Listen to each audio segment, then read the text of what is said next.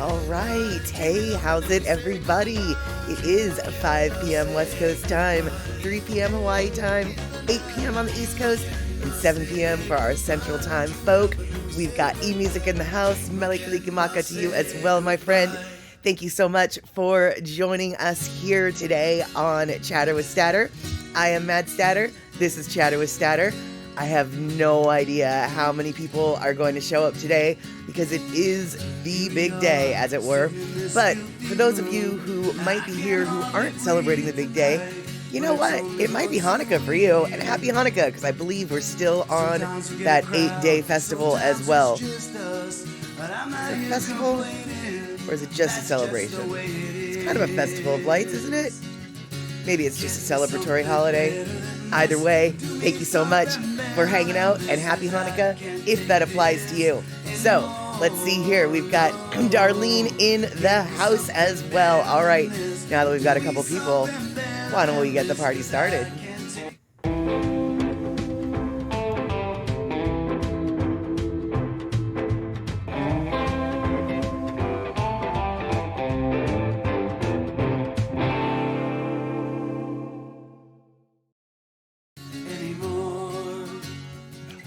All right, perfect, excelente. Rick is on his way. Daughter 2 in the house.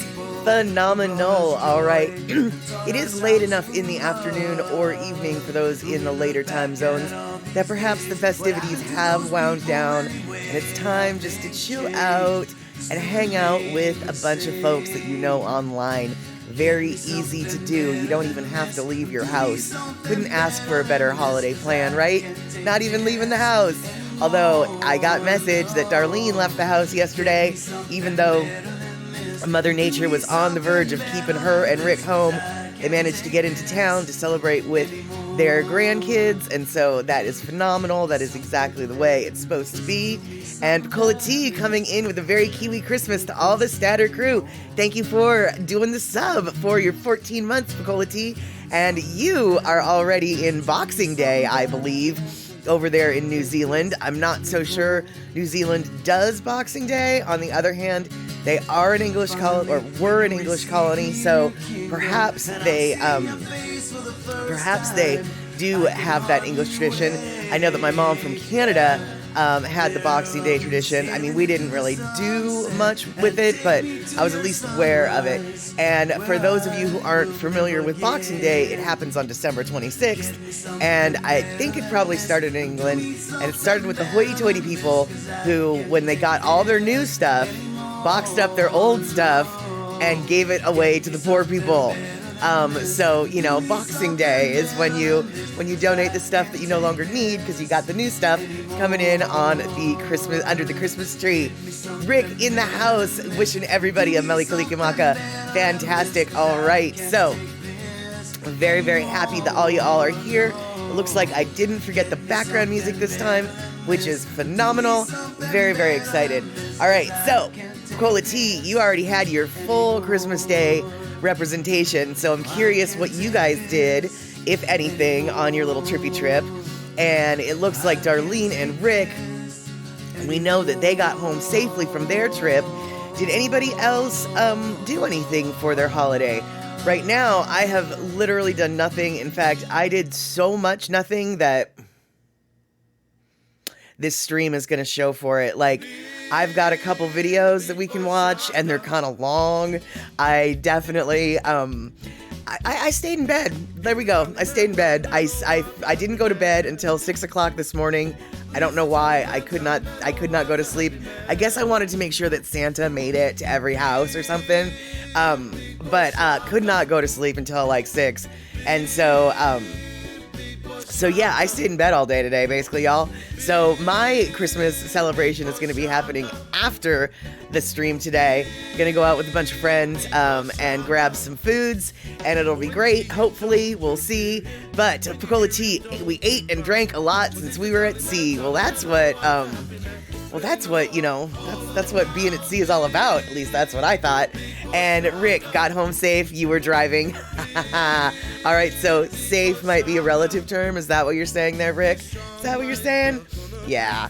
And Darlene, yeah, it is my holiday break time, sort of, but since earlier this week was an ice storm and kept me in the house for literally 2 days, I actually yesterday had to go to work.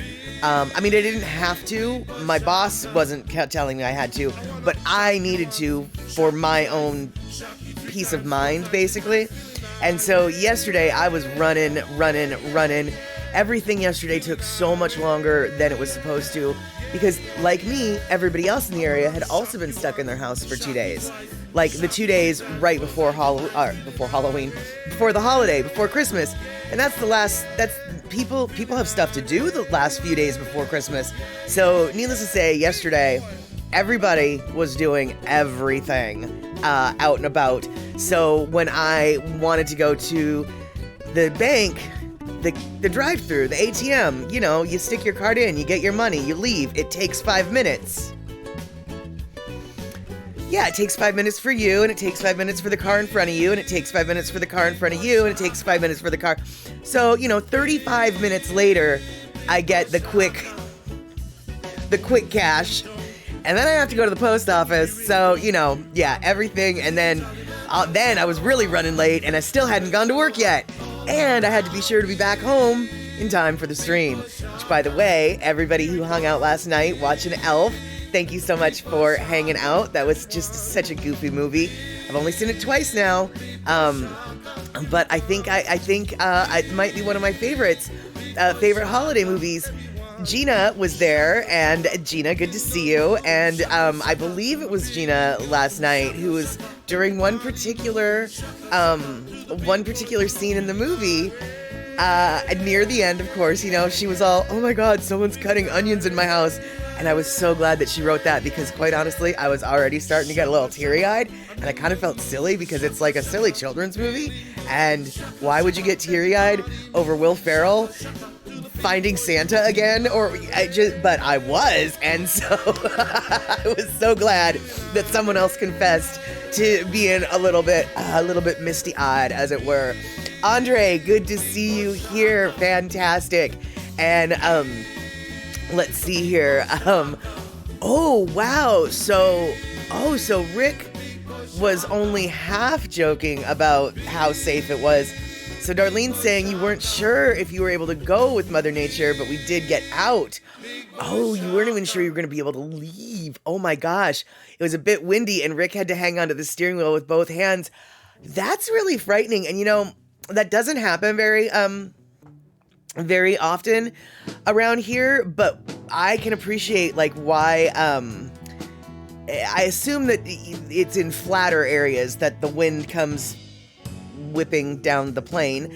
And all I know is whenever I get stuck into a wind gust and I feel it move the car, my heart kind of stops a little bit. I don't like it. And I would definitely not like to have to drive in a constant state of worry about that. Windy headwind cut our gas mileage by a third on the way out. Wow. Whoa, dude. I don't think I've ever had to drive in wind bad enough that I noticed a gas mileage situation. Oh, Rick. Rick, do you need to go get some hot buttered rum? Or maybe just some rum? Maybe just lots of rum with an ice cube? Forget the hot buttered, forget the hot, just get the rum. I feel like you might need to take a toddy to just calm down there. And let's see here. E-music, yeah. Last season we watched it and I definitely liked it. It was I liked it well enough to offer it up for this season.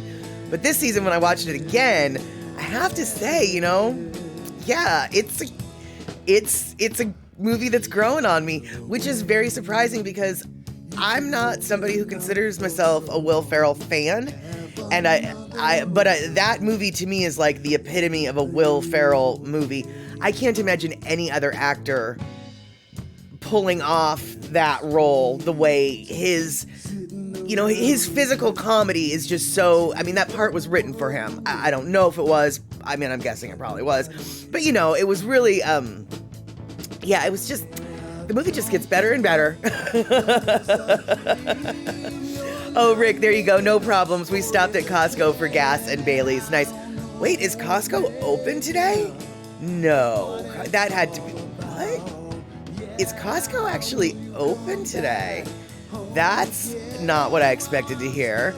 And E-Music, in your area, you had wind gusts up to 40. Yeah, you know, I'm sure you guys are more with the lake effect and whatever. I'm guessing you guys get way windier than what we get up here in the Puget Sound Basin. But when it's anything over like 25 mile an hour winds is definitely an eyebrow raiser for me. What with all the trees that surround all the houses, and actually, like, really, I'm only concerned about my house, but you know. So 40 mile an hour gusts, yeah, no, let's not do that. And let's see here. Yeah, so Darlene coming in, it wasn't the snow as much as the wind and the cold in the open area. Yeah, the open areas are the worst. That's what I was imagining. The wind just comes at you. I would, you know, from the side, and you can feel your flipping car just, you know, rattle basically. And yeah, and Andre, yeah, that's where I pretty much have Andre's talking about the wind on the bridges, and that's the most. All right, let's start over again, shall we? The most I've ever been rattled by the wind has been when I am on the Tacoma Narrows Bridge. And it is nerve-wracking when you're over a body of water and you feel like you're going to get blown off the flipping side of the bridge. And so,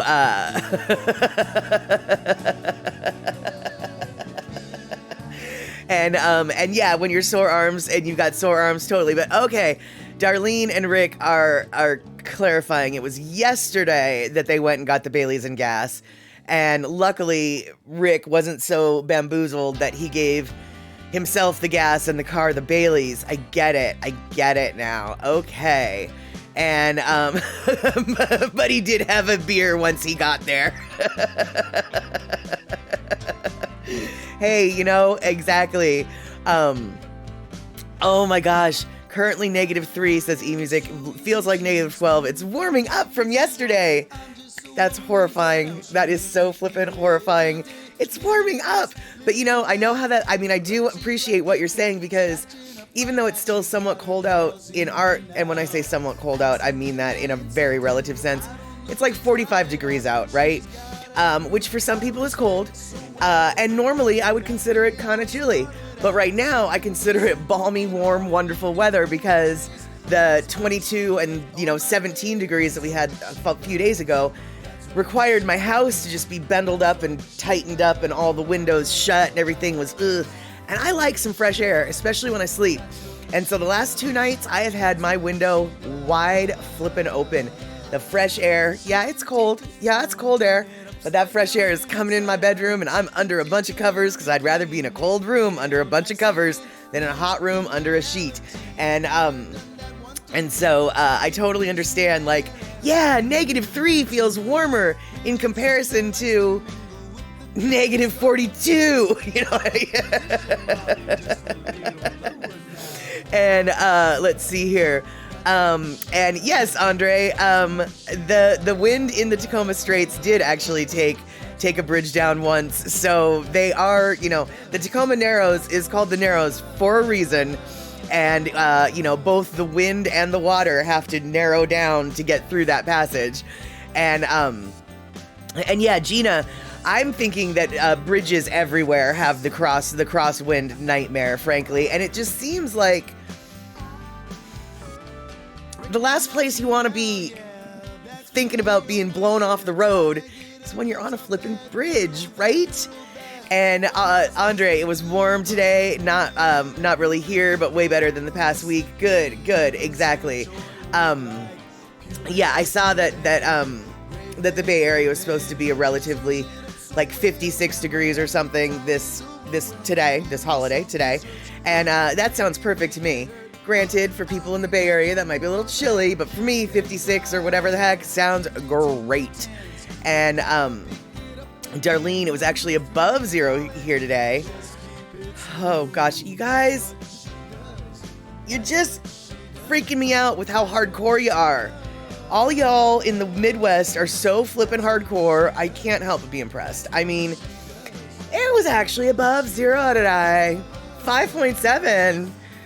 Oh, but by Thursday, it's going to be up to the 40s. I'll bet you the 40s are going to be like shorts weather after this 0 degrees in your area.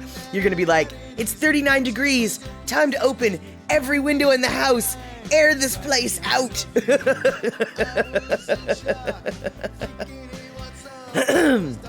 Let's see here. We have got, wow, it's penguins. Wow, it's penguins. Merry Christmas. There you go. Welcome to Chatter with Statter. I am Mad Statter, and you are part of the Statterbox crew. And let's see here. We right now are just talking about how flippin' flirpin' chilly most people are around the country. So you are welcome to come on in with your tale of woe. Or if you're in a warm part of the country, you're more than welcome to come in and just be like, ha, I'm 60 degrees where I'm at, or whatever. And I know that 60 is not that warm, but in comparison to like -4, 60 degrees is just balmy as fun. That's right. And so Rick, your natural gas company, had a pipeline failure on Friday and lost 30% of their gas supply. The coldest night of the year. Oh, dude, that sucks. Today, actually, I woke up, we had, Coca-Cola tea bragging about 70 degrees in the southern hemisphere. Yeah, there you go. It's summer down there. And it was 82 in Miami. Whoa. But yeah, you have to be in Miami for that. So, Gina's in the mid-range. And by mid-range, I mean, oh, the mids are so low. 26. That's so chilly. That was Seattle last week.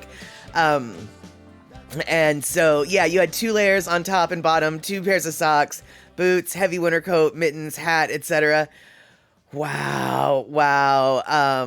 Yeah. Wow.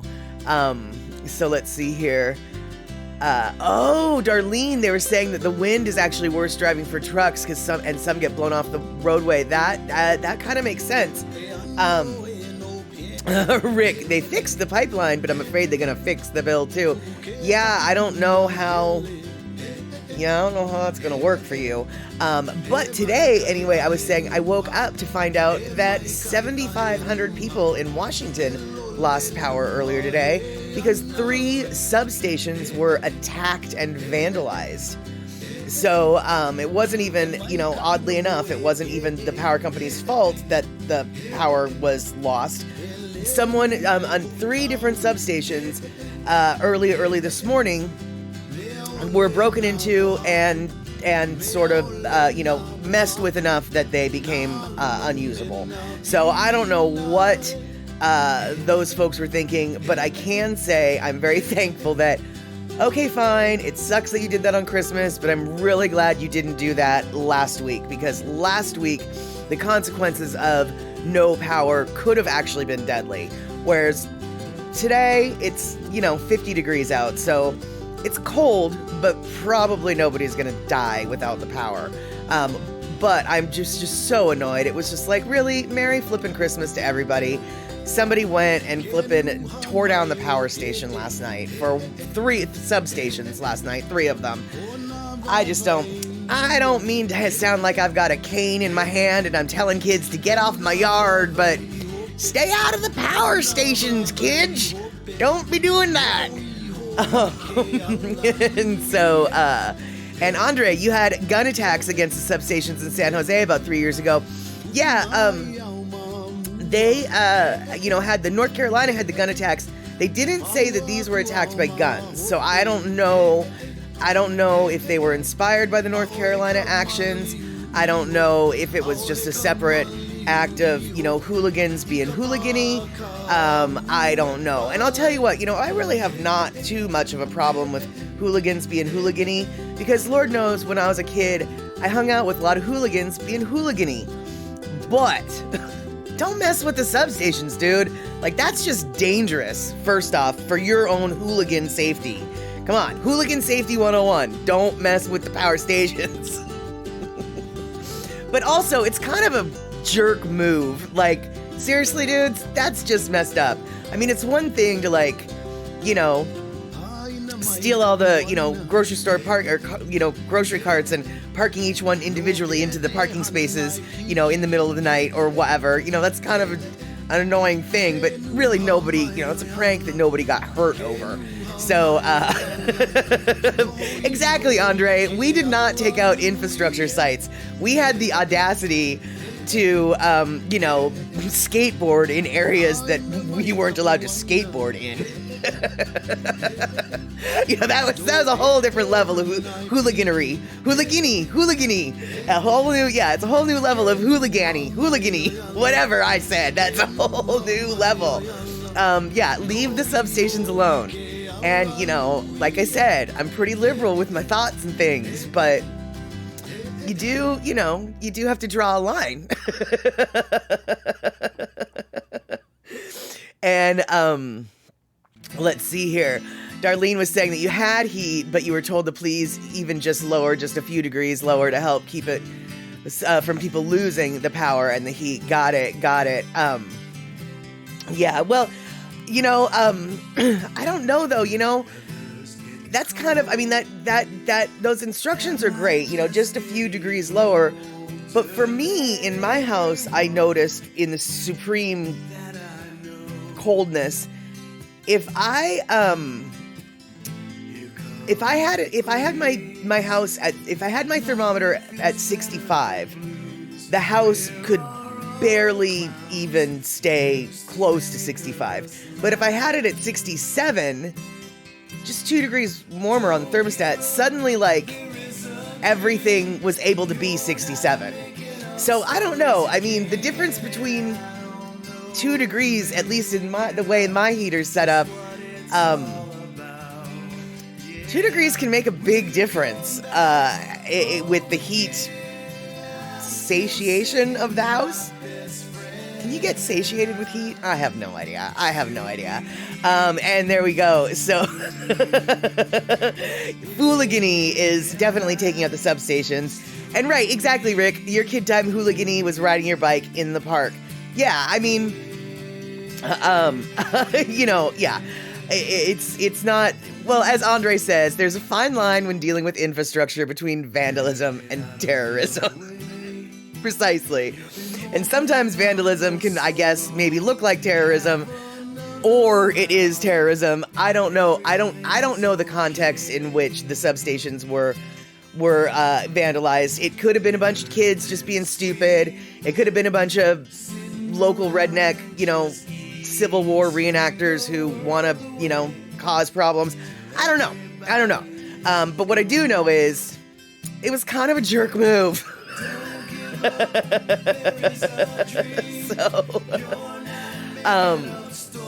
And yeah, exactly, Darlene. Why would you do that to all the people, including your home, especially as cold as it was in so many areas? Exactly. Oh, Rick, you were a hooligan. I did not realize that. You were not supposed to ride your bike in the park. You were only supposed to walk your bike in the park. Oh, you rebel, you. Biker rebel, you. No wonder you've got that long hair and that beard. You're just a biker rebel, you.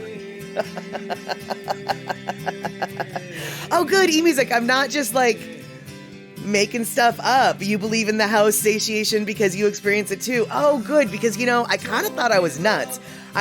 This last week, I'm like, why is it that 2 degrees makes 5 degrees difference in my house, basically? And so, so good. I'm glad that I'm not just, like, you know, making stuff up, because if you hang out here long enough, you know that I make stuff up. I mean, not on purpose, but it happens.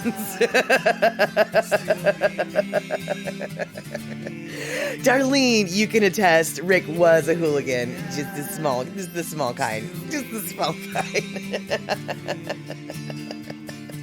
That is funny. And Andre, you bring up a good point. They must have known what they were doing, or they would have been lots of the visits to the ER tonight. The news was remarkably quiet about what the vandalism entailed.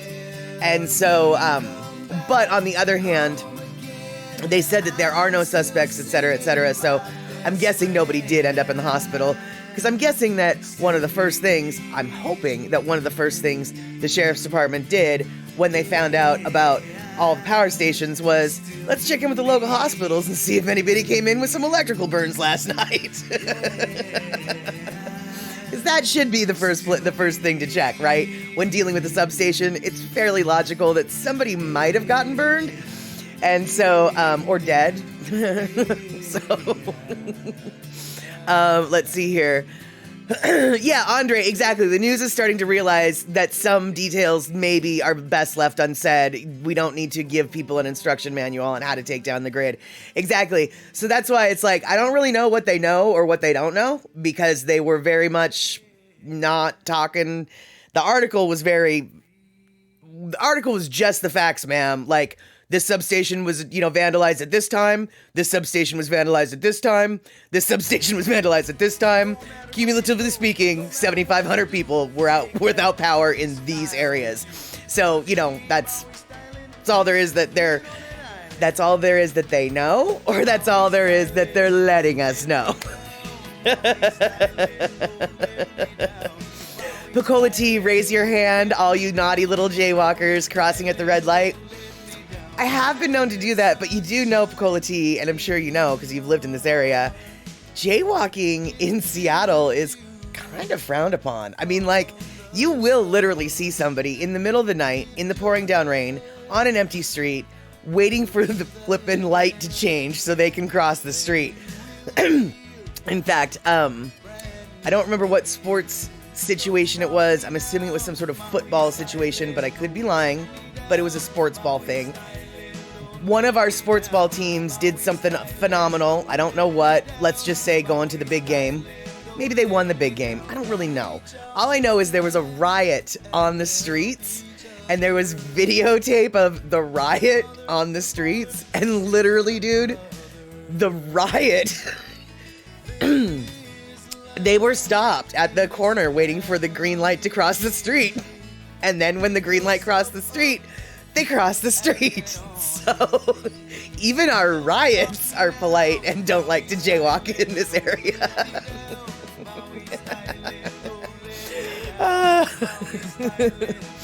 Yeah, there we go. Let's see here. What was it that Darlene was saying? Yeah, the too much detail in the reporting. Absolutely. And yeah, exactly, Pecola T, peer pressure to wait at the crosswalks. It's a real Seattle thing. It really, really is. So our hooligans are still we still have manners. And let's see here. Andre, yeah, when the Bay Area riots, they don't follow any road laws. Shoot, Andre, the Bay Area doesn't they don't need to be rioting. It just needs to be a Friday, like, to not follow road rules.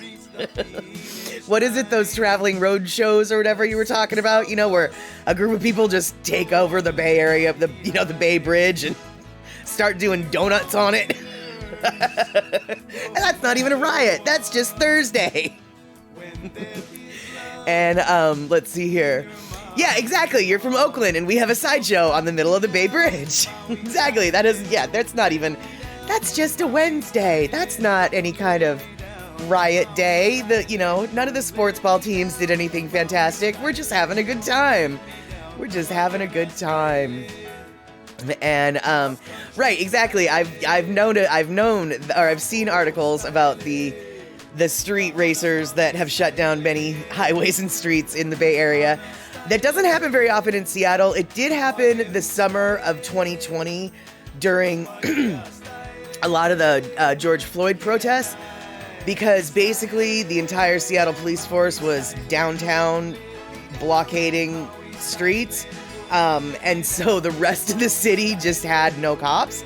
And so West Seattle turned into a drag racing hotbed because the West Seattle Bridge was closed, and the West Seattle cops were sent elsewhere. So like there was just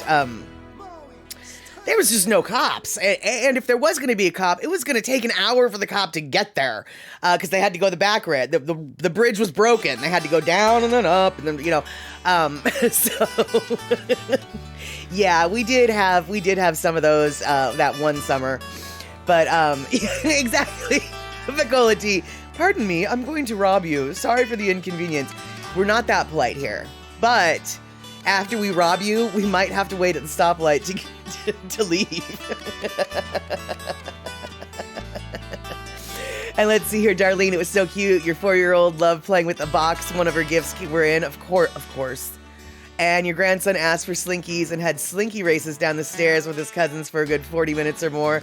They had a blast. It was fun to watch them. Nice. I honestly can't believe that Slinkies are still a thing and that kids are still doing what I did 40 flipping years ago. 45 years ago. 46 years ago. Okay, we're going to stop doing the math, so whatever. Wow, that is so cute. Now I have to wonder, Darlene, were they metal Slinkies or were they plastic Slinkies? As a kid, I seem to remember I thought that the metal was superior, but I don't remember why I thought that. And let's see here. Oh, okay, so it was a metal Slinky. It was one of the things on his Christmas list, metal Slinky. Okay, so the metal then still is the preferred brand or the preferred version of that toy. That is good. That is good. All right, excelente. And okay. Oh, so Andre apparently knows the Slinkies are mostly plastic now, but you can pay extra for the metal old school. Nice. He asked for a 3-pack of Slinkies. Oh, I didn't know they even came in packs. But it makes sense that they would come in packs because they really did get tangled easy. And 3, that makes sense. Then you can race them. I get it. Rick can't race just one. That's exactly it. That is exactly it. Awesome. Okay, so, and did anybody else, yeah, Andre, exactly. Back in my day, we only had 1 to a pack. That's exactly what I was thinking. So, did anybody else do anything besides, or did anybody else enjoy any Slinky races? Tell me, who went to the Slinky races today? Apparently it's Slinky racing season. And, oh, and you had to share. Well, you can't really share when you're racing. You gotta have 2.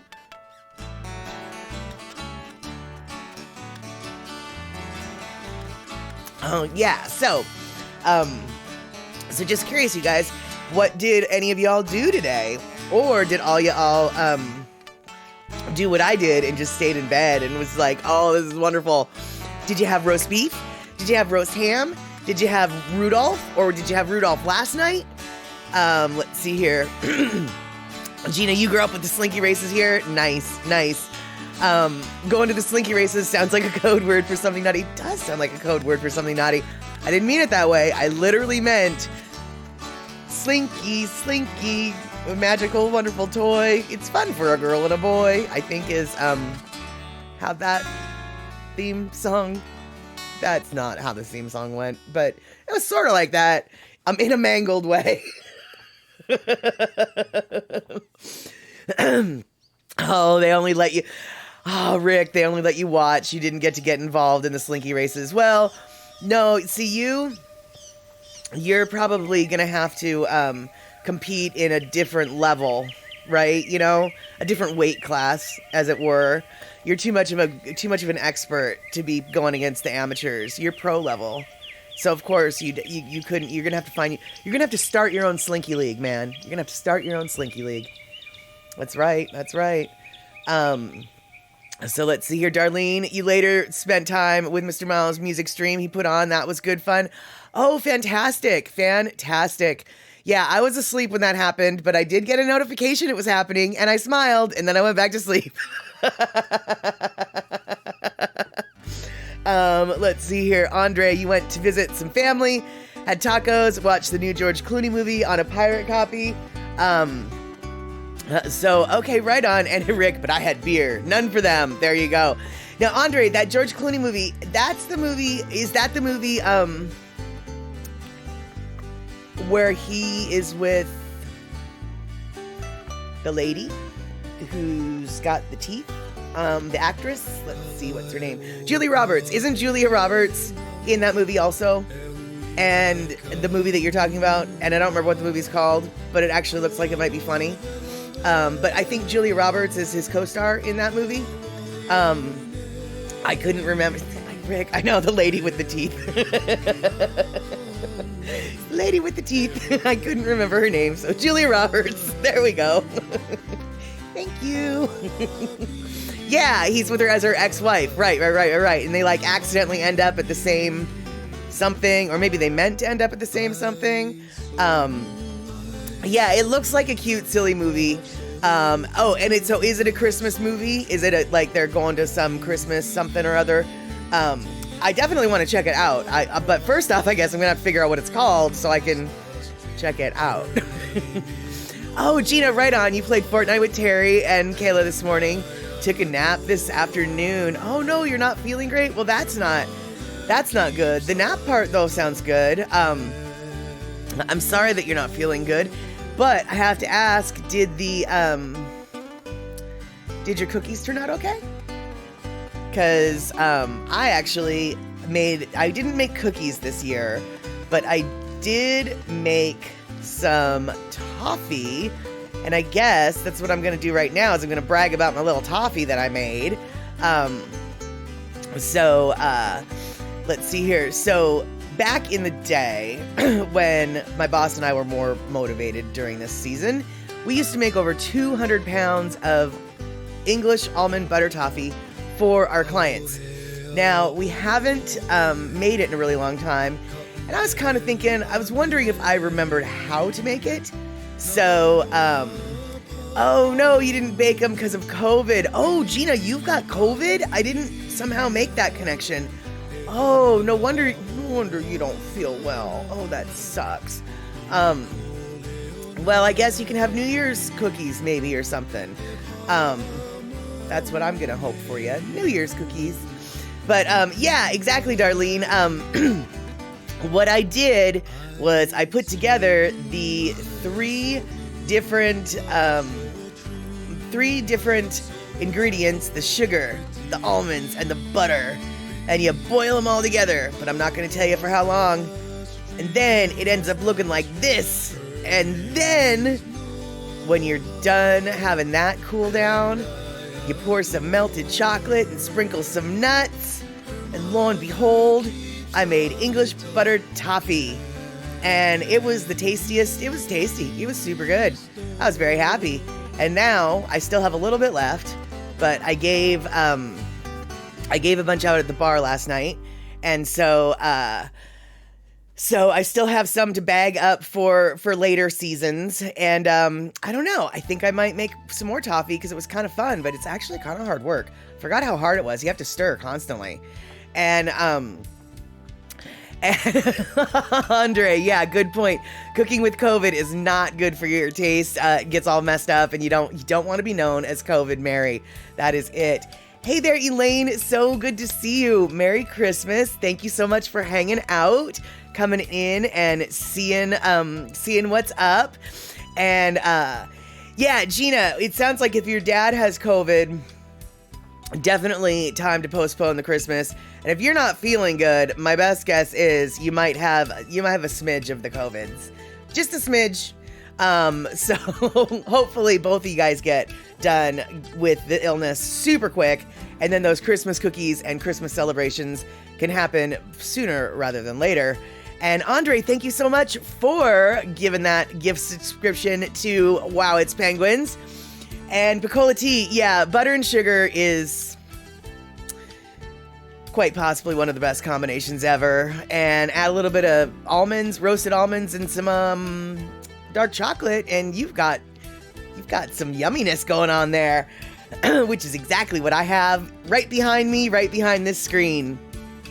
A little half a pan of yumminess. And you know, even though Tacoma is known for its English butter toffee. I have to say, I think the stuff that I made is a little bit better because homemade usually is better. But for those of you who aren't familiar with what English butter toffee is, if you've ever heard of Almond Roca, it's a worldwide candy brand that's based out of Tacoma, Washington. But if you've ever heard of Almond Roca, basically that is what I made. Only I made it better. And cooking toffee smells good, tastes good, and can be used to defend your castle from barbarians. Yeah, totally. It's just like, here, if I give you this toffee, will you please leave me alone? That's exactly it. Much like, I dare say, much like the cookies that Darlene makes, the ginger snaps. It is, if somebody attacked Darlene's house and Darlene was like, I have these ginger snaps. If you leave me alone, I will give you these ginger snaps. The ginger snaps are so good that the barbarians would be like, we will happily accept this offer and trade. We will stop attacking your house until we're done with ginger snaps. And then when we're done with ginger snaps, we're probably going to come back and you're going to have to convince us with more ginger snaps to not attack because the ginger snaps are so good. Yeah, the ginger snaps are kind of good. Okay, they're more than kind of. And Bacola Tea, Brown and Haley, do they still have wholesale kiosk? I think they do. And I have a little video here.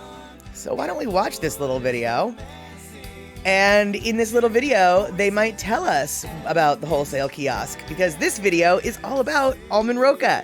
So, like I said, you guys, I've got some random videos. Let's watch this random video about candy.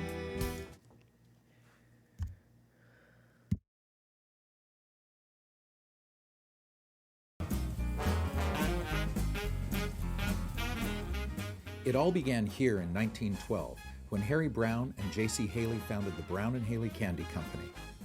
The company struck gold in 1923 with Almond Roca.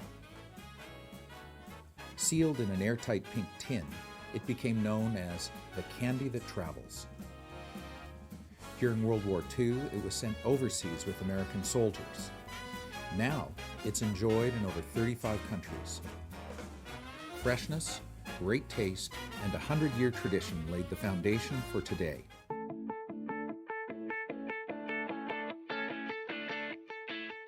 Every piece of Roca Butter Crunch is still made here in Brown and Haley's historic factory.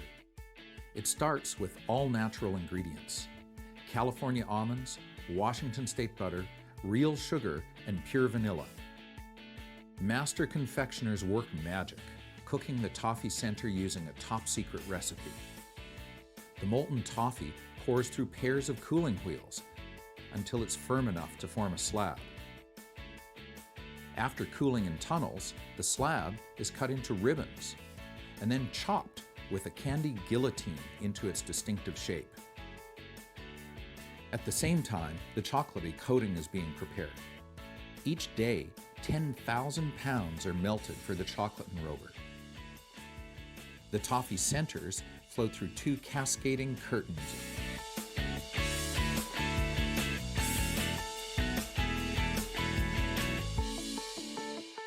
Then the pieces tumble and dance in a shower of diced almonds for a nice, even coating.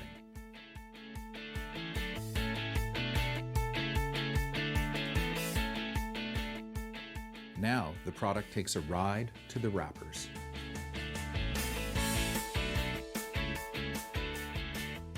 It takes 6 specially designed machines to keep up with the line, each wrapping over 420 pieces per minute. The result is a river of gold, 2.5 million pieces every day.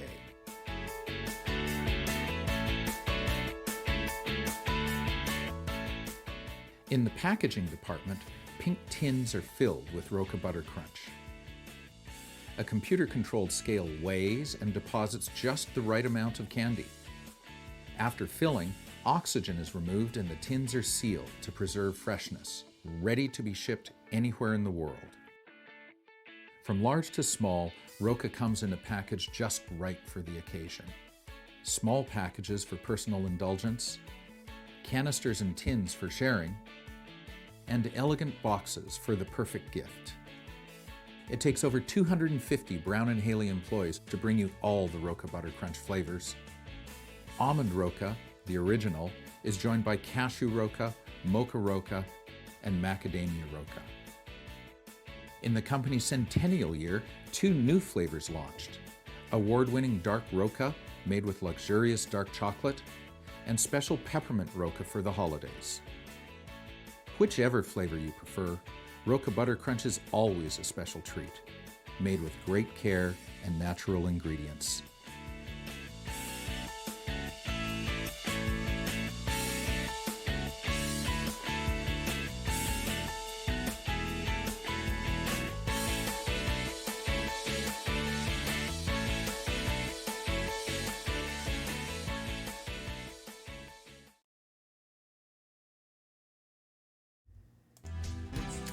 All right, so that did not let us know whether or not there was a wholesale, but they do sell it. Apparently they do still sell out of their shop, so I can only assume that's where the wholesale, or whatever, not wholesale, but the, where you can go and get the misfit toys, as it were, the factory seconds that aren't quite perfect enough to get wrapped in the gold wrapping. That's what I always like to do.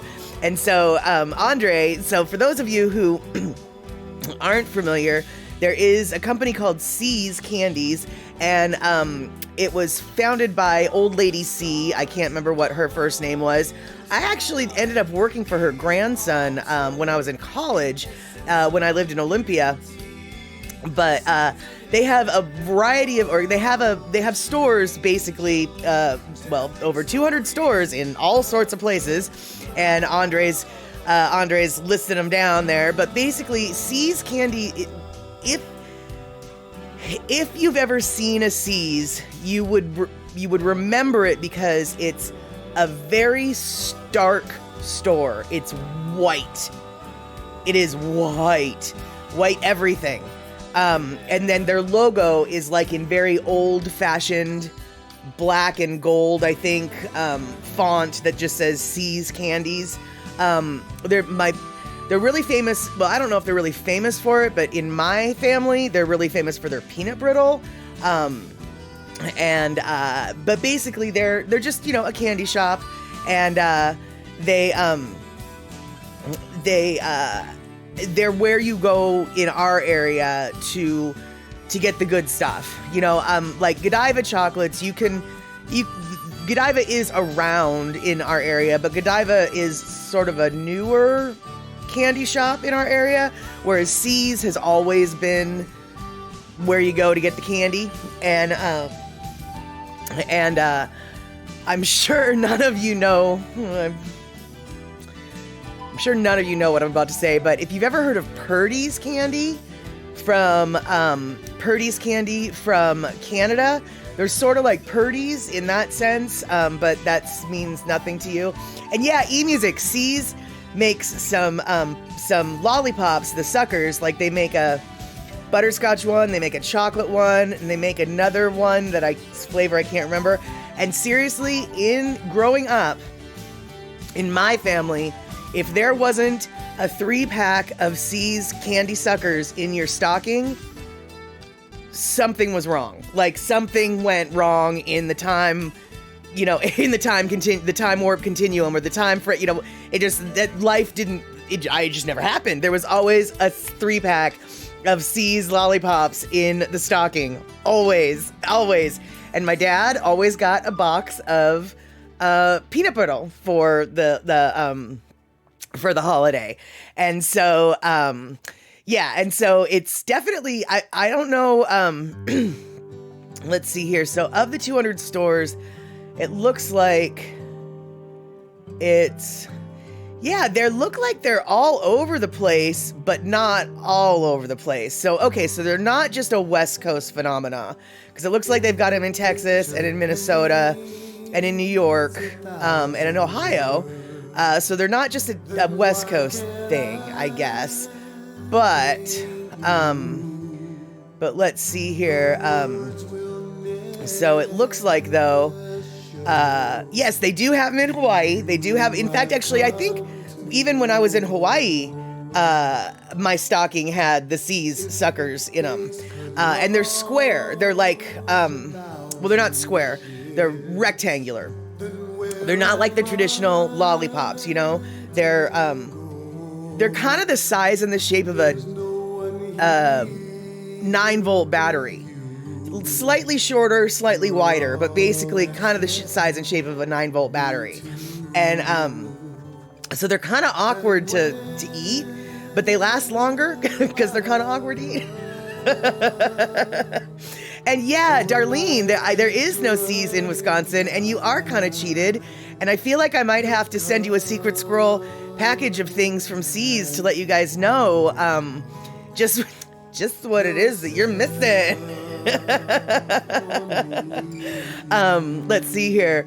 Yeah, it doesn't look like there is any in Maryland either. So, All right, hold on. Let me make note of some things here. If I'm ever going to do some sort of contest, I think I might have to get some C's as the prizes. Maybe some lollipops. And let's see here. Oh, Rick, you just found one. A C's Candies seasonal pop-up shop in a mall near you. Oh, fantastic. Although since the holiday's over, is it still going to be open? But yeah, yep, there you go. That's the C's. And let's see here. Yeah, it's gone now though. So yeah, so we're going to have to, so let's see here. We might have to figure out a way to do a communal C's candy giveaway or something. We're going to have to do some mutual aid amongst ourselves and get some C's candy from where it is to where it isn't. So we've got Gina, sans C's. We've got Rick and Darlene, sans C's. So yeah, we might have to do that. Let's see here. Coca-Cola tea, is that the Fairmont Hotel gingerbread house? I don't know. Oh no, Rick, you just drove past that mall yesterday, 20 miles west of you. Of course. Of course. Day late, dollar short, no C's for you. Sounds exactly like, yep, that is what happens when you hang out with me, my friend. You learn about stuff. Too late to do anything about it, but you learn about stuff.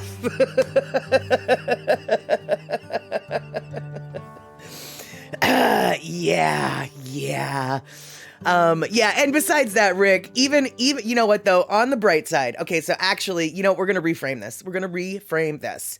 So, first off, we're going to point and laugh at Rick and Darlene because it's so fun to use that emoji. So we're going to go, ha, you guys could have had C's, but you didn't. But it's a good thing that you didn't. And here's why. Okay, we're reframing it. Here's why. If you had known about C's and you had known about that pop-up shop, you might have been tempted to go to that mall. But here's the reality. You would have gone to Costco and a mall on December 24th. You would have gone to a Costco and a mall the day before Christmas. And you know what you don't want to do?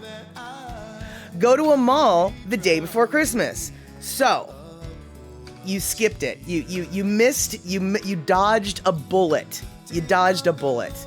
Because we can still get you. We can get you the goods.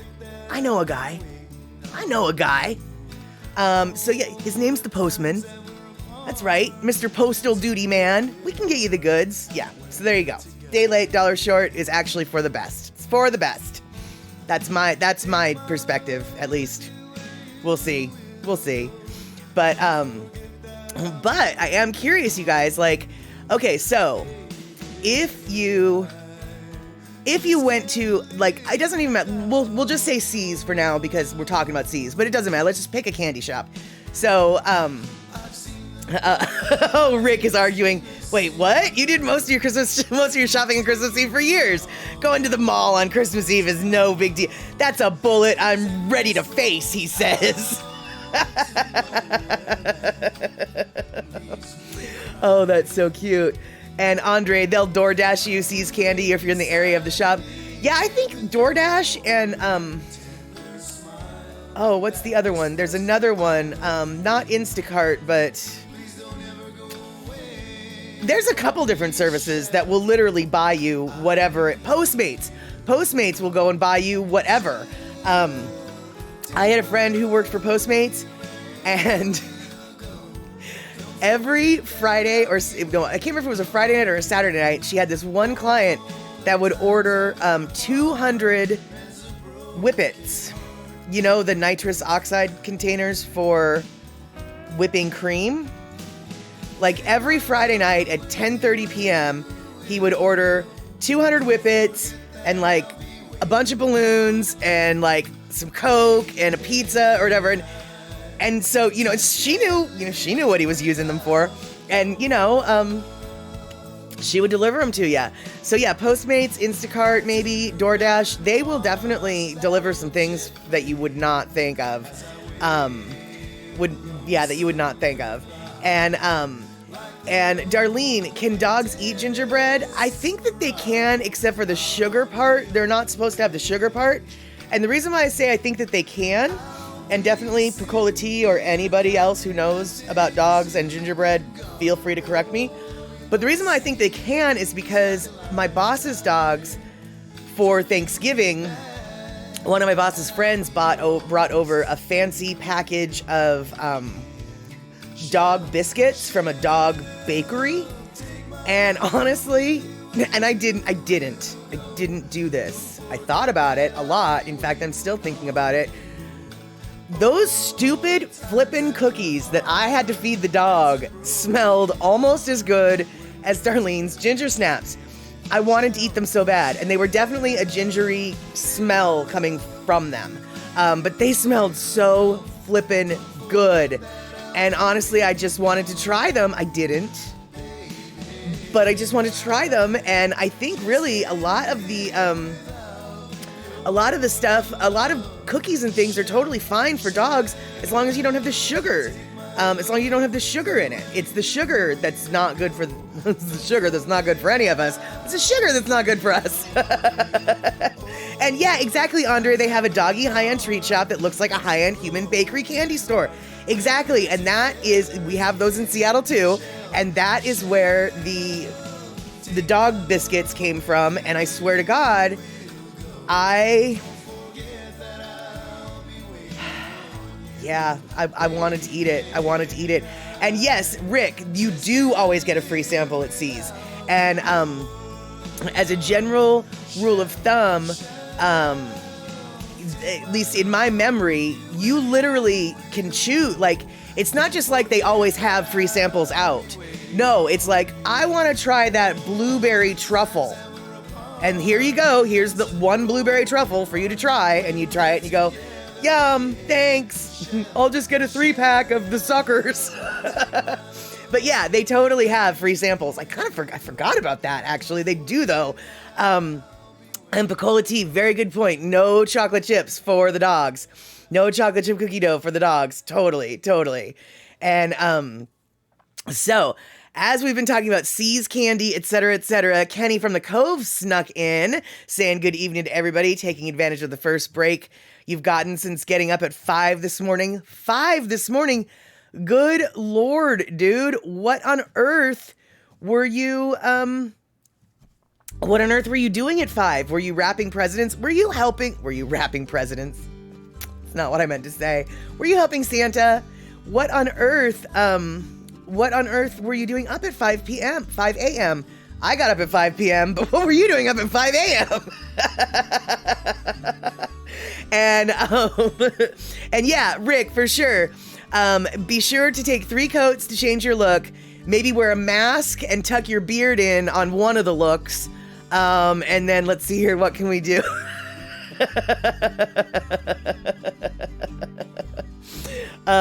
So let's see here. Yeah,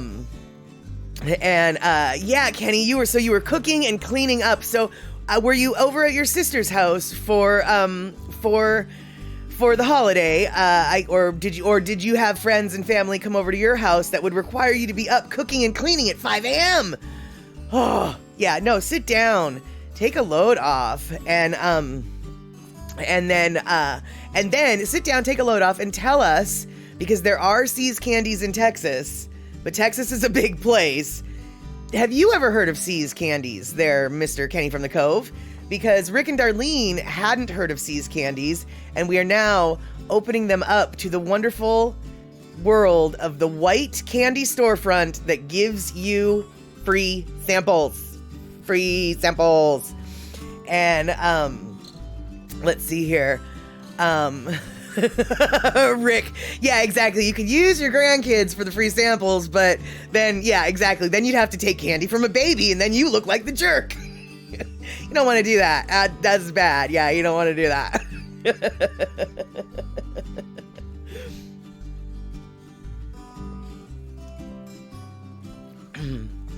Oh, yeah. Also, Kenny, I meant to ask, because I'm glad to see you here. How did your stuffing turn out? So, all right. So I know that we've already talked about stuffing versus dressing, blah, blah, blah, blah, blah on this stream before. But we're going to revisit the topic for just a quick minute, or maybe longer, because you know how we do. So, Miles, who, as Darlene said, put on a beautiful musical program earlier today, Miles posted on Facebook a few days ago how he was preparing his stuffing or his dressing, same stuff. I'm going to use those terms interchangeably. And he had a big pan of bread that he had taken a loaf of the bread and just torn the bread into random pieces. And the chunks were kind of big. And I was dumbfounded because in my world, as limited as my world has been, clearly, you always use the tiny little cubey, like, dried bread for the stuffing. So Miles has these huge chunks, with some of them with big crust, some of them smaller pieces, some of them big, just uneven, and it's all, you know, it's all hamajang. And I was like, what? And Kenny from the Cove swoops in, and he's like, oh, hell yeah, that's the way you do it. And then he goes and breaks down the stuffing that he's making, which is both cornbread and regular bread. And he mixed the cornbread and the regular bread together, I guess. And I never, I always thought the cornbread stuffing was cornbread pure, not mixed with other bread, so that threw me a loop. But Kenny explained that the you know, chunks are the best because some of them get crispy and chewy, and some of them soak up all the stuff, and so as Kenny from the Cove says, small hand shredded toast is your go-to, and as he clarifies, cornbread and toast combo for his stuff. And let's see here. So I learned a new way to do stuffing these days. Cola T seems to be familiar with the crouton versus chunk method. I had no idea. I can honestly say I've never made stuffing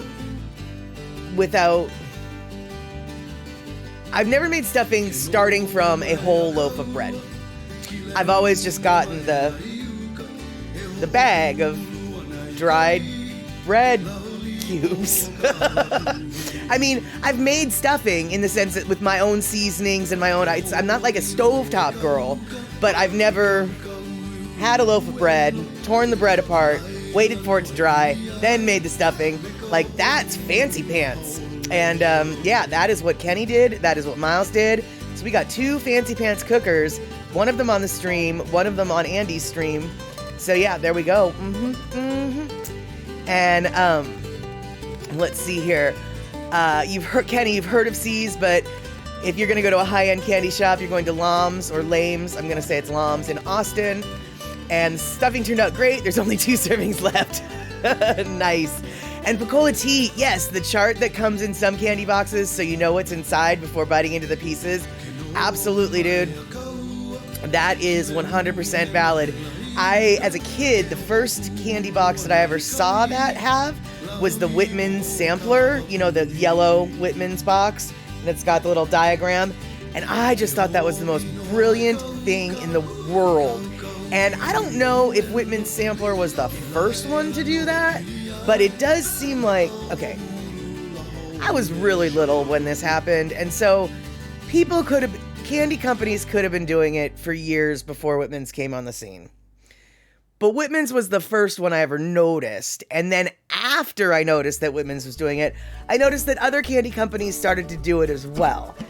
So, was Whitman's the trailblazer? Or was I just too young to know that it was standard operating procedure for a lot of companies anyway? I don't know. It's curious if any of you guys know whether or not Whitman's was the first in your the first map of chocolates that you've ever seen, or maybe it was some other company. But let's see here. Hold on.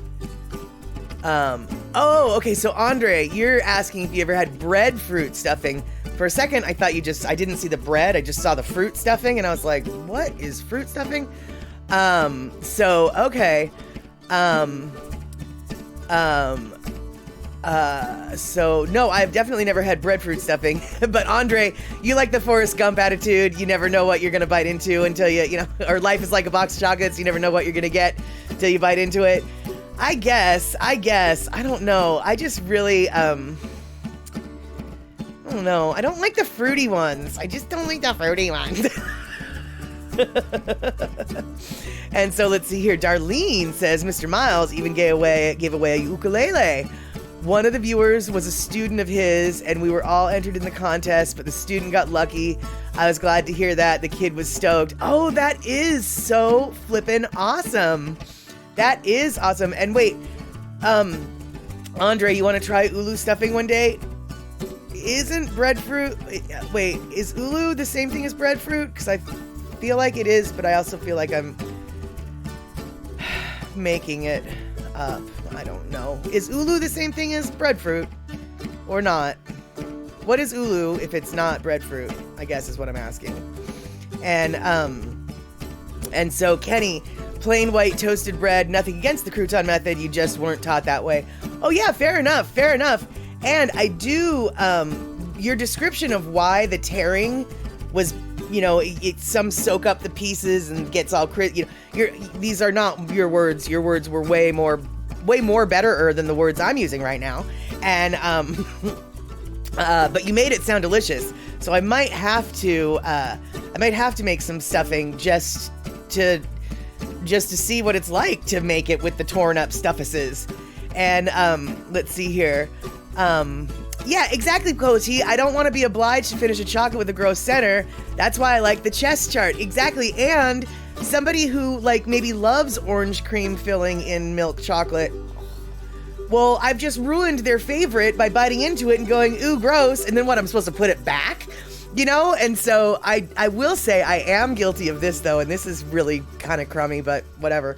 I don't do it anymore because, well, it's my chocolate and I can do with it as I want. But as a kid, on boxes of chocolate that didn't have the cheat chart, I would take the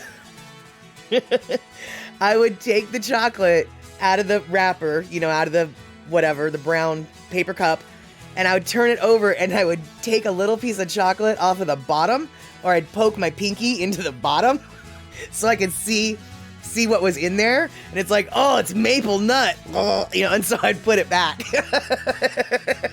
Which frankly, I don't think is any classier than taking a bite and putting it back. But I was a kid, so I wasn't exactly classy. I mean, I'm not exactly classy now, but I probably wouldn't do that. And so, Kenny from the Cove, the only fruit that should be in chocolate is rum cherries. I dare you to prove me wrong. Yeah, Darlene, exactly. Those orange creams can just go. Actually, you know what is even worse for me is the lemon creams. Because orange and chocolate, I don't like it, but it's an acceptable flavor combo that lots of people eat. But who in the flying fork eats yellow chocolate? Who in the flying fork eats lemon and chocolate? Lemon and chocolate is just gross. And so the lemon cream is even worse than the orange cream, in my opinion. But Picola Tea, you did the same thing. Yes. Vinyl Owlworth, yo, how is it with you? Welcome to the Statter Box. I am Mad Statter. This is Chatter with Statter. And right now we're talking about all of the...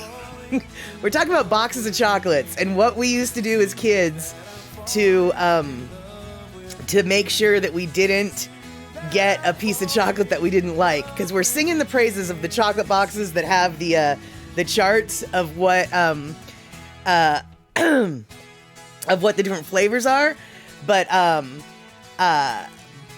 some of the candy boxes don't have that, and so you have to be like, ooh, that's lemon cream, and that's really yummy, and that's so yummy, I'm not gonna eat any more of it, because as Gina says, chocolate and lemon cream is gross. Yeah, it really is. It really is. I don't know what Tayto and chocolate is. Do you mean potatoes? Because I can tell you this right now, not potato covered chocolate. Chocolate covered potato chips are actually really good.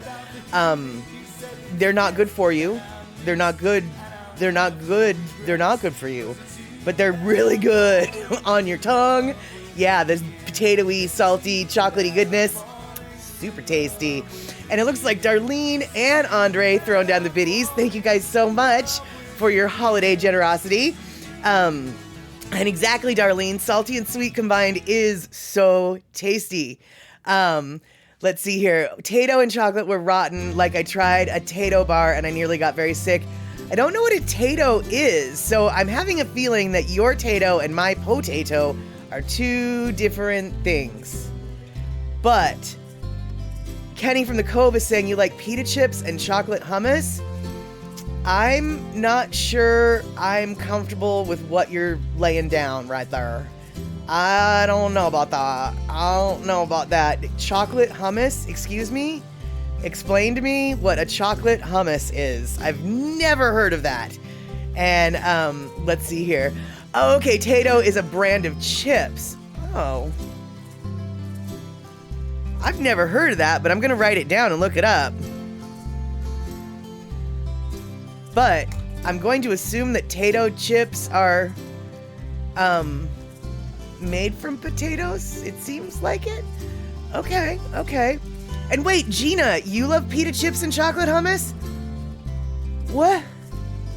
And Andre, you've dessert hummus. You've seen them, but what? You guys are blowing my mind. So hummus to me is... Rick and Darlene, we get chocolate hummus too? Okay, so Vinyl Owlworth, over here in Ireland, we call it Tayto, and there's a theme park about it. Oh my gosh. All right, there is so much going on. We've got biddies being thrown. We've got a hype train going on. We've got Taytos, which are apparently an Irish potato chip, I'm assuming, or something. We're going to say it is until I hear otherwise. But really what's blowing my mind here is... Darlene, thank you so much for the biddies. C. Honda, thank you so much for the biddies. But chocolate hummus, somebody's got to help me with this. All right, so is this still chickpea-based hummus? C. Honda, so good to see you. I'm a little bit kerfuffled at the moment because apparently there's a thing called chocolate hummus. Now, I love chocolate and I love hummus, but I'm not so sure I love chocolate hummus, and I'm not so sure I even know what the Flying Fork chocolate hummus is. So Darlene,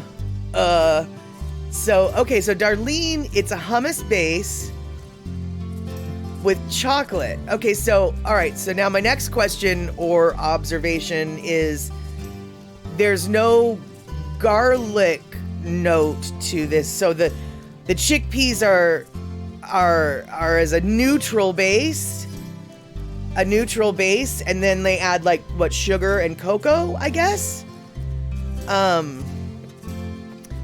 Kenny from the Cove, chocolate hummus is a big center at the local HEB. It's real hummus.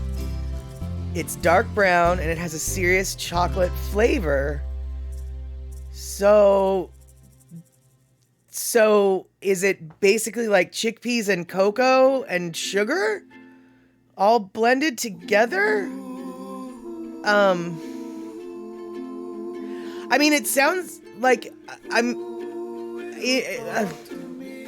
mean, if it tastes like chocolate and it's got the texture of hummus, I'd probably like it, but I don't know. Okay, so, all right, so cooked chickpeas, garbanzo beans, cane sugar, cocoa, water, cocoa, tahini, sea salt. Okay. That's weird, but okay. Okay. Wow. Okay. So Darlene, yeah, no. More neutral base, chocolate, not too much sugar. Was good. We dipped veggies and chips. Weird. Okay, you guys. Ignorance is bliss. Getting, yeah, exactly. Okay. And then, Vinyl, Alworth. We also have Tayto, have cheese and onion. That would be, and then it's salt and vinegar. That makes sense. And then the other flavors, we don't talk about them. And then we had a Christmas Tayto, which was disgusting because it had a turkey and also a fizzy Tayto, and that was the worst day for humanity. What on God's green earth is a fizzy Tayto? Like, how do they make it fizzy? Did they like coat the chip in like Pop Rocks or something? Like, how on earth can you make a potato chip fizzy? And honestly, like, it might have been the worst day for humanity. It was Coke candy. Okay. That just sounds gross, actually. Yeah, I can see why it's like, nope, now it's just the worst day. That's the worst day our country had ever seen when we invented this thing.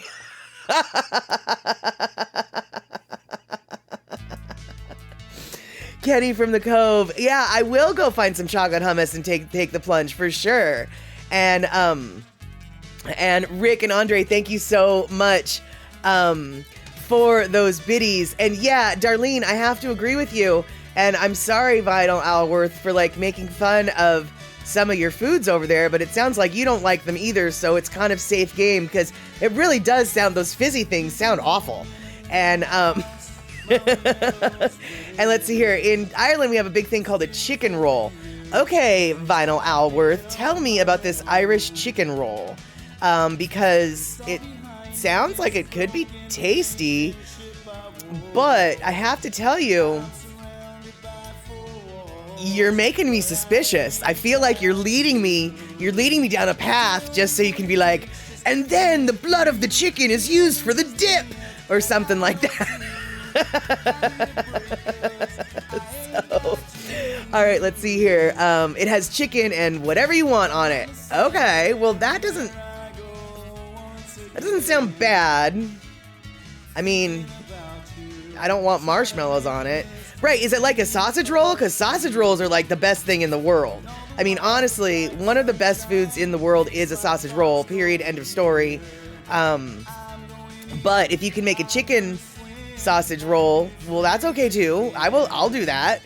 I mean, I love sausage rolls. Let's see here. And Kenny, it's great on pretzels and Chex. I'm assuming you mean the chocolate hummus. Okay, I can handle that. And Kenny from the Cove. Yeah, a chicken roll sounds close to a chicken fajita, or I was thinking a chicken taquito. And so, okay, and your combo is just plain chicken, ketchup, and hot rashers.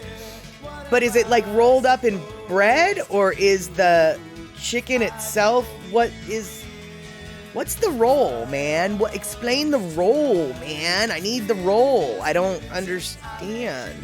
So you put the rashers in.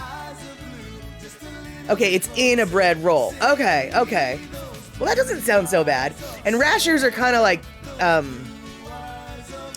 isn't rashers? Okay, well, you might not know because you're from Ireland and I'm from England, but rashers are kind of like a thicker bacon kind of thing, aren't they? If I remember correctly, they're sort of like, they're a breakfast meat, I think. Okay, so yeah, they're sort of like a thicker cut bacon. That's what I thought. Just wanted to make sure. I remember watching a TV show from I'm going to say the BBC, but I could be lying. So we'll say just from over in your area. And I remember them talking about rashers and not being exactly quite sure what they were, but pretty sure it was something to do with breakfast because it was breakfast time. And you also have Denny ham, and you love it. Okay, so, what's Denny ham? Like, what makes, what's Denny ham? I know, right? Where is Terry in Scotland? But Terry in Scotland and Vinyl Alworth, though, might have different, Scotland and Ireland are not interchangeable. They're not interchangeable, so they might have fighting ideas about which is better. And, let's see here. Daughter 2, isn't there a Fannie Mae candy store where you're at? Yeah, oh, that's right. Fannie Mae has, from what I understand, Fannie Mae has really good fudge. I remember one of my coworkers from the East Coast saying that Fannie Mae fudge was her favorite fudge ever. And no, that wasn't meant to be a tongue twister, but it is. And, Coca-Cola tea. Yeah, we're guilty. Instead of everyone's mind in the gutter, our minds are always in the kitchen. I know, right? Well, it's one thing that we pretty much all have in common. Even if we don't like to eat, we all have to eat a little bit, right? And so, and let's see here. Oh, so Denny Ham is an Irish ham company that makes rashers, white and black pudding, and ham. Got it. Okay. There we have it. Okay. Yeah, Darlene, they are different, and I will tell you this much. Don't get involved. Just let the men hash it out. If you ever come across an argument between an Irishman and a Scotsman over which country invented the kilt, just walk away. It's going to get dangerous. It's going to get loud. If there's drinking involved, there might be violence. Do not get in between two men arguing which one invented the kilt. Vinyl, you're going to get yourself killed with that remark. It might be historically accurate, but if you said that in the middle of a fight between an Irishman and a Scotsman, you would have two men going after your bum. No, I don't doubt that it's actually true, but your historical facts have nothing to do with these arguments that are of ridiculous nature. And I've actually witnessed an argument between a Scotsman and an Irishman over who invented the kilt and which country was responsible for it. And there was no talking to either of them after a while. Exactly. Truth is a fight that is lost really fast when it comes to topics like that. Precisely. And Kenny from the Cove, speaking for my people, the Irish, the Scots can keep the kilt.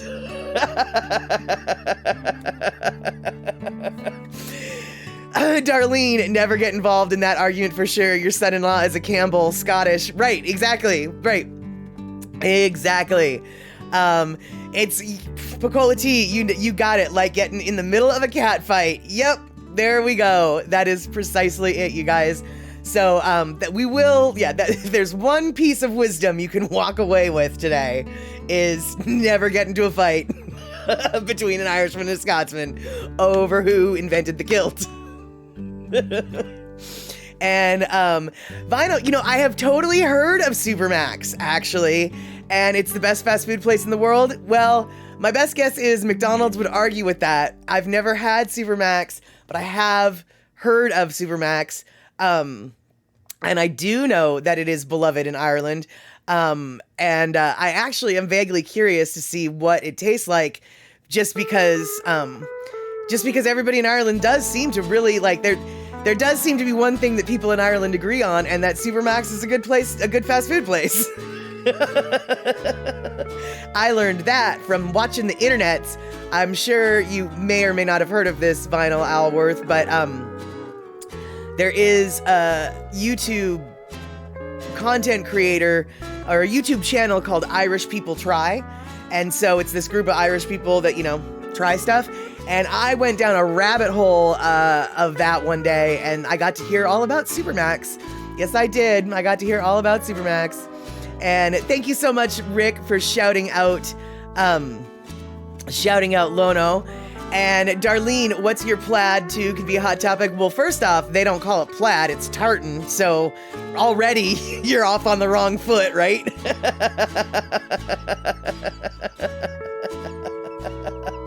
Oh, yep, there we go. And Kenny from the Cove, you want to start a riot between the Irish and the Scots? Ask them who has the better whiskey. Actually, Kenny, you know what? I'm going to argue with that, because that is an argument that Scots can have amongst themselves. You don't even need to have an Irishman come in the room. Scots from different parts of Scotland are going to be arguing which one of their, because there's so many varieties of Scotch in Scotland, and they all are, regional varietals. And so you don't even need to get an Irishman involved in that. There will be bloodshed just amongst the Scottish in the room over who makes the best whiskey. And that's just within the flippin' same country. And let's see here. Yeah, exactly. And even in Ireland, they argue between the North and the South on the whiskey. Well, and not only that, you've got the Catholic Protestant thing, like which one makes the better whiskey, Jameson or Bushmills? Well,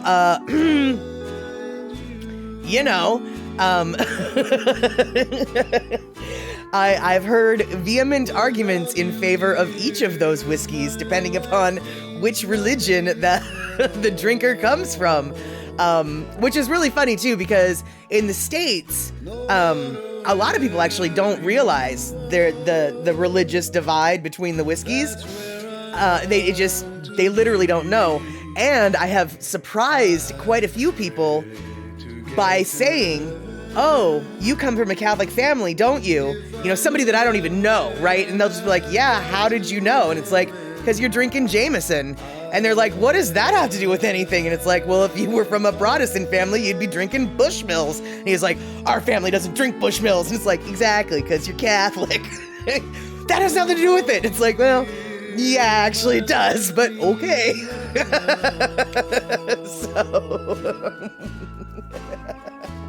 And yeah, Picola T, ask any American who makes the best pizza. Fighting words for sure. Well, yeah, and then you've got the regional differences, right? Because, first off, you've got your New York style pizza, which just within New York, you've got arguments forever which one's the best. Then you've got Connecticut style pizza, which people in Connecticut say is better than New York pizza. And then you've got Detroit style pizza. You've obviously got Chicago deep dish, but you also have Chicago tavern style. Chicago tavern style is a little bit different than Missouri thin crust. And then, of course, there is the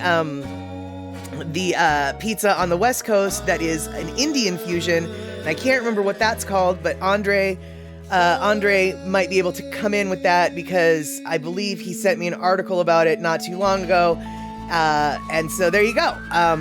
So yeah, if we want to get into a fight, we can talk about pizza. And so let's see here. Darlene, I hope you don't meet up with my son-in-law. I wouldn't be able to take anyone inside. You'd lose either way. And, Jason Park 85, good to see you. We are just about wrapping things up.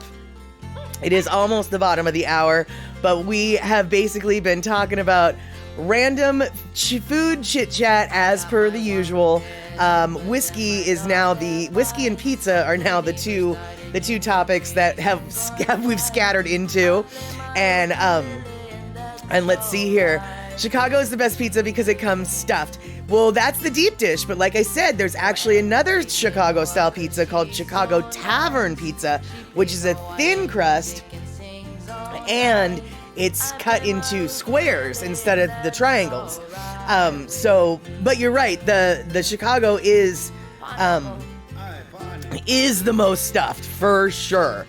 And let's see here, Kenny. Okay, so Kenny would be the first person that I've ever come across that if I had said, oh, I see you're Catholic. And he'd just be like, nope, just drinking Catholic whiskey. So there you go. You're a rebel. You're a Protestant, but you love the Jameson.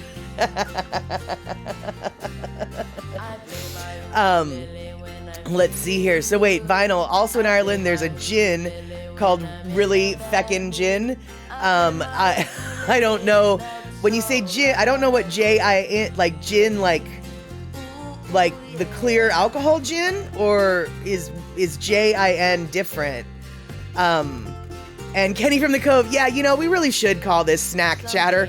Instead of chatter with statter, it's snack chatter with statter or something like that, because, let's see here. Okay, it's the clear stuff.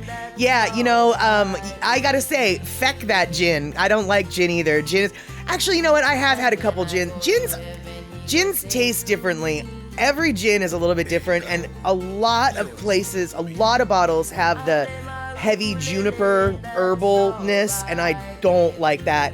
But I've had some gins that actually are not at all juniper heavy and are actually quite tolerable. But yeah, Andre, on the juniper heavy stuff, I got sick on it once too, and never again. Yeah, exactly. Never again. So I guess on that note, never again, we are going to have to wrap it up. It's 1 minute past the bottom of the hour. I cannot tell you how thankful I am that all you guys showed up today. I did not expect the Christmas chatter to be very scattered or very much of anything, really. I expected to be sitting here by myself, twiddling my thumbs, whistling Pete. But instead, we've got people... We have got people coming in from all over the world. New Zealand, Pacolati, looking at you. Ireland, looking at you. All over the United States. And I'm not even going to bother to go into where we're all located here. But thank you so much for the subs, the gift subs, all the bits. But mostly, thank you so much for the chatter. Coming on in and making this a place for everybody to chatter about random stuff. Okay, usually food, but sometimes not. Today was food, but sometimes not. All right, so hope to see you guys on Tuesday for Andy Boomatai's Daily Pigeon Live at 5:30 p.m. West Coast time, 3:30 p.m. Hawaii time. But if we can't see each other on Tuesday, let's see each other again on Wednesday for Chatter with Statter, 5 p.m. West Coast time, 3 p.m. Hawaii time, 8 p.m. on the East Coast, and 7 p.m. for our Central Time folks. So, as Pacolati suggested, it's time to get out of the kitchen. Let's go, y'all. I'll see you later.